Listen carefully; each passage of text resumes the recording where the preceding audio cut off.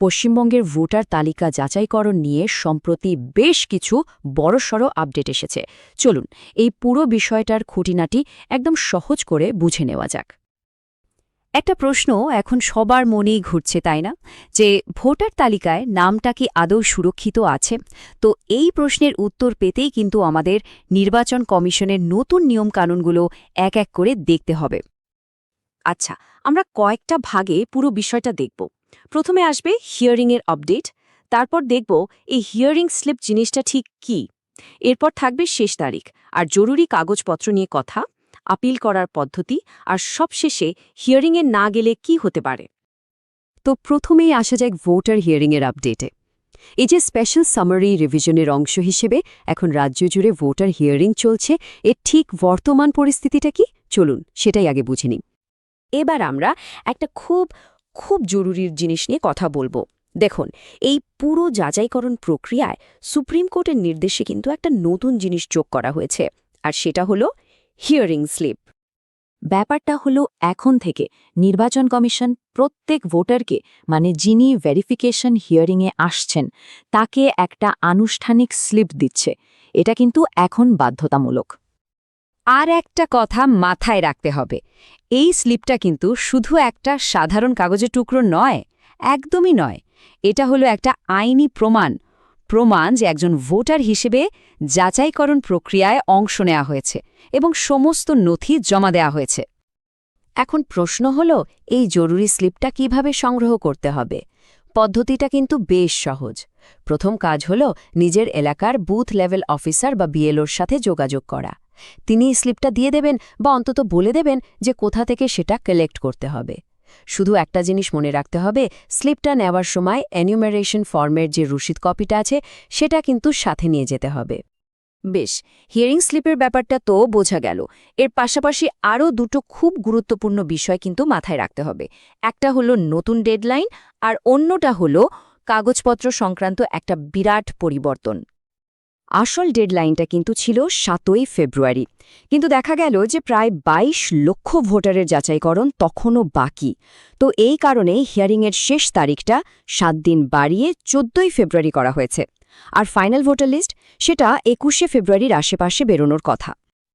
এবার আসি কাগজপত্র সংক্রান্ত সেই বড় পরিবর্তনটার কথায়। এইটা কিন্তু একটা বিশাল ব্যাপার। দেখুন, প্রথমে নির্বাচন কমিশন ডোমিসাইল সার্টিফিকেটকে বাতিল করে দিয়েছিল, তাই না? কিন্তু এখন তারা তাদের সিদ্ধান্ত পুরোপুরি বদলে ফেলেছে। এখন থেকে ডোমিসাইল সার্টিফিকেট আবার গ্রহণ করা হবে।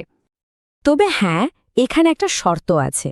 ডমিসাইল সার্টিফিকেটটা কিন্তু 1999 সালের ২রা নভেম্বরের নিয়ম অনুযায়ী তৈরি হতে হবে। যদি সেটা হয় তাহলে এখন থেকে ওটা মাধ্যমিকের অ্যাডমিট কার্ডের মতোই একটা বৈধ প্রমাণপত্র হিসেবে গণ্য হবে।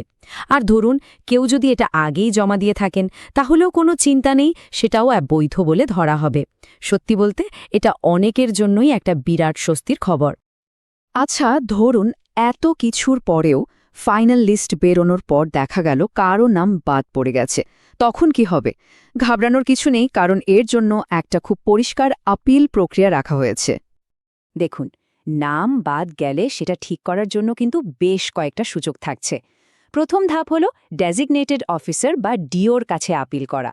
যদি সেখানে কাজ না হয় তাহলে আপিল করা যাবে সার্কেল অফিসার বা সিওর কাছে। আর একদম শেষ উপায় হিসেবে ফর্ম 6 ফিল আপ করে একেবারে নতুন ভোটারের মতো করে নাম নথিভুক্ত করার সুযোগও থাকছে। আর এখানেই বোঝা যাচ্ছে যে ওই হিয়ারিং স্লিপটা কেন এতটা জরুরি। কারণ আপিল করতে গেলে এনিউমারেশন ফর্মের রসিদের সাথে সাথে ওই হিয়ারিং স্লিপটাও কিন্তু লাগবে। ওটাই তো প্রমাণ যে হিয়ারিংয়ে উপস্থিত থাকা হয়েছিল। মানে আপিল প্রক্রিয়া শুরু করার জন্য ওটা একটা অন্যতম প্রধান ডকুমেন্ট। সবশেষে একটা খুব সিরিয়াস বিষয় নিয়ে কথা বলা দরকার।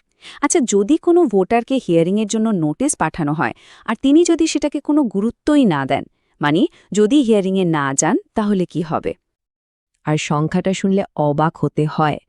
রাজ্য জুড়ে আনুমানিক ৫ লক্ষ ভোটার, হ্যাঁ ৫ লক্ষ, তারা কিন্তু ইতিমধ্যেই নিজেদের নির্ধারিত হিয়ারিংয়ে যাননি। এটা কিন্তু বেশ চিন্তার বিষয়। এই বিষয়ে নির্বাচন কমিশনের নির্দেশ কিন্তু একদম সোজাসাপটা এবং খুব কড়া। পরিষ্কার বলা হয়েছে, যদি হিয়ারিংয়ের জন্য ডাকা হয় আর কেউ উপস্থিত না হন, তাহলে ফাইনাল লিস্ট থেকে তার নাম পুরোপুরি বাদ দিয়ে দেওয়া হবে। এর মধ্যে কিন্তু কোনো যদি বা কিন্তু নেই। সুতরাং একটা জিনিস একদম পরিষ্কার করে নেওয়া ভালো, খসড়া বা ড্রাফট লিস্টে নাম থাকাটাই কিন্তু শেষ কথা নয়। যদি হিয়ারিংয়ের জন্য ডাকা হয় তাহলে সেখানে উপস্থিত হওয়াটা বাধ্যতামূলক, কোনোভাবেই এটাকে হালকাভাবে নেওয়া যাবে না। তাহলে পুরো বিষয়টা একবার সংক্ষেপে গুছিয়ে নেওয়া যাক। কি করণীয়? ১. হিয়ারিং হয়ে গিয়ে থাকলে যত তাড়াতাড়ি সম্ভব বিএলওর থেকে হিয়ারিং স্লিপটা নিয়ে নিন। ২. যদি হিয়ারিং বাকি থাকে তাহলে নতুন শেষ তারিখ অর্থাৎ ১৪ই ফেব্রুয়ারির কথা মাথায় রাখুন। ৩. নিজের সমস্ত কাগজপত্র তৈরি রাখুন, বিশেষ করে এখন যে ডোমিসাইল সার্টিফিকেটটা বৈধ হয়েছে সেটাও। ৪. কোনো অবস্থাতেই কোনো কারণে হিয়ারিং মিস করা চলবে না। আর সব শেষে ২১শে ফেব্রুয়ারির আশেপাশে যে ফাইনাল লিস্ট বেরোবে সেটাতে অবশ্যই একবার চোখ বুলিয়ে নিতে হবে। দেখুন, পুরো প্রক্রিয়াটার সাফল্য কিন্তু নির্ভর করছে প্রত্যেকের নিজের নিজের সক্রিয়তার ওপর। ভোটাধিকার সুরক্ষিত রাখাটা একটা বড় দায়িত্ব। তাই সব শেষে একটাই প্রশ্ন ভাবার জন্য রইল, এই সমস্ত তথ্য জানার পর নিজের ভোট সুরক্ষিত করতে আজ কোন জরুরি পদক্ষেপটা নেওয়া হচ্ছে।